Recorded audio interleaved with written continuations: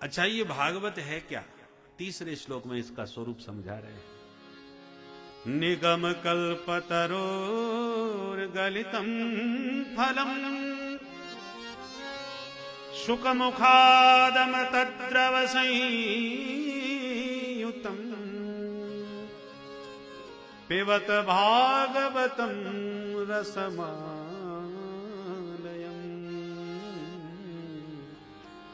मुहुरहु रसिका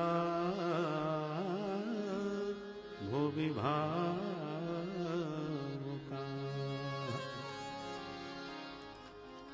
निगम, निगम नाम वेदों का है। नितराम गमयति बोधयति सनिगमो वेदः। जिसके द्वारा हमें उस परम तत्व का बोध प्राप्त हो, उसका नाम निगम। वेद ही बतलाते हैं कि वो परम तत्व क्या है, नहीं तो तत्व के विषय में कहां से जानकारी मिलेगी? वेद भगवान ही तो बताएंगे। और वो वेद भगवान साक्षात कल्प वृक्ष के समान है, कल्पद्रुम के समान है। निगम कल्पतरो, कल्पतरु माने कल्प वृक्ष। कल्पतरु क्यों कहते हैं? कल्पितम संकल्पितम राति ददाति इति कल्पतरु। जिसके नीचे बैठकर जैसा संकल्प करो, आपके संकल्प के अनुसार तत्काल फल प्रदान कर दे, उसका नाम कल्पतरु। तो वेद भगवान कल्पतरु हैं, क्योंकि वेदों में समस्त मनोरथों की सिद्धि के मंत्र हैं। ऐसा कोई मनोरथ नहीं जो वेद मंत्रों के द्वारा सिद्ध न किया जा सके। बस योजकस तत्र दुर्लभः। मंत्रों का ज्ञाता कोई मनीषी होना चाहिए। ये तो वेदों में सारे मंत्र विद्यमान हैं। इसलिए इन वेदों को कल्प वृक्ष का, जैसे कल्प वृक्ष से मनोरथ सिद्ध होते हैं, ऐसे वेद मंत्र भी मनोरथों की पूर्ति करते हैं। और उस वेद रूपी कल्प वृक्ष का पका पकाया फल है श्रीमद् भागवत, जो टपक के नीचे गिरा है। निगम कल्पतरोर गलितम फलम। गलितम माने पतितम। जो फल बहुत परिपक्व हो जाता है वो टपक के गिर जाता है। तोड़ने वाला फल कच्चा हो सकता है, तो ये गलितम फलम है, अपने आप टपका है। किसी ने पूछा यदि बहुत पका फल टपक के गिरे तो फूट भी जाएगा, तो भागवत फूटा हुआ फल है क्या?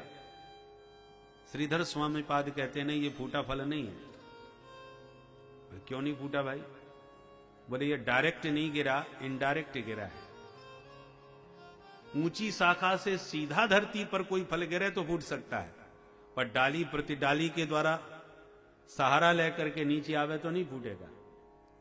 तो ये फल भागवत रूपी जो है, सबसे पहले नारायण रूपी डाली से टपका तो ब्रह्मा की शाखा पर अटका, फिर ब्रह्मा की शाखा से टपका तो नारद की शाखा पर लटका, फिर नारद की शाखा से टपका तो व्यास की शाखा पर लटका, फिर व्यास की शाखा से टपका तो सुख शाखा पर अटका, फिर सुख शाखा से टपका, तब परीक्षित के माध्यम से हम सबको धराधाम पर उपलब्ध हो गया। तो इसलिए शिष्य प्रशिष्य शाखा पल्लव परंपरया शनै शनै अखंडमेवावतीर्णम न तु उच्च निपातेन स्फुटितम। धम्म से नीचे गिरा होता तो फूटता, और शनै शनै आया है इसलिए पूर्ण सुरक्षित है, रस से परिपूर्ण है। अच्छा महाराज, फल तो बढ़िया रसीला है, परंतु खट्टा निकल पड़ा तब? अखंडित तो है, खंडित नहीं हुआ, साबुत है, परंतु खट्टा निकलेगा तो गला खराब कर देगा। व्यास जी कहते हैं ये हमारी गारंटी है, बड़ा मधुर फल है। बोले महाराज आपका फल है तो आप अपने मुंह से खट्टा थोड़ी बताओ।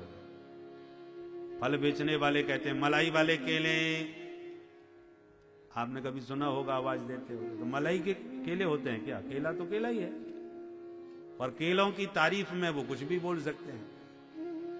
एक सज्जन आवाज लगा रहे थे, खरबूजे शक्कर से मीठे, खरबूजे शक्कर से मीठे।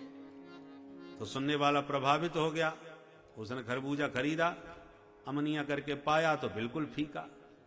तो नाराज होता हुआ आया, क्यों रे दुनिया को उल्लू बना रहा है, इसमें तो कोई स्वाद ही नहीं है। तो चिल्लाने वाले ने, बेचने वाले ने कहा मैं चिल्ला के बोल तो रहा हूं भैया, खरबूजे शक्कर से मीठे, शक्कर डाल के खाओ तब मीठे लगेंगे।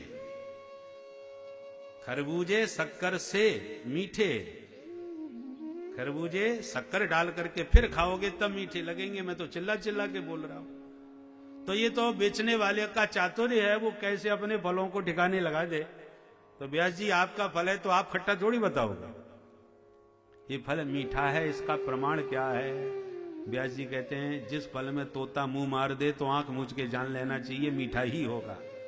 पारखी होता है तोता, तो मेरे भागवत रूपी फल में तोते ने मुंह मारा है। किसने?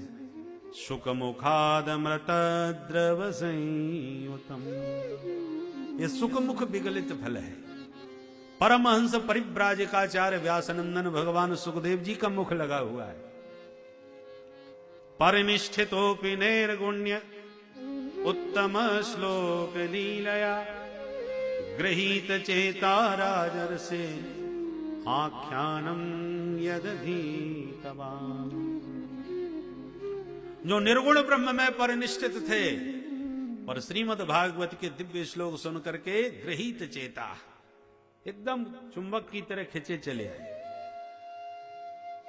तो पारखी हैं।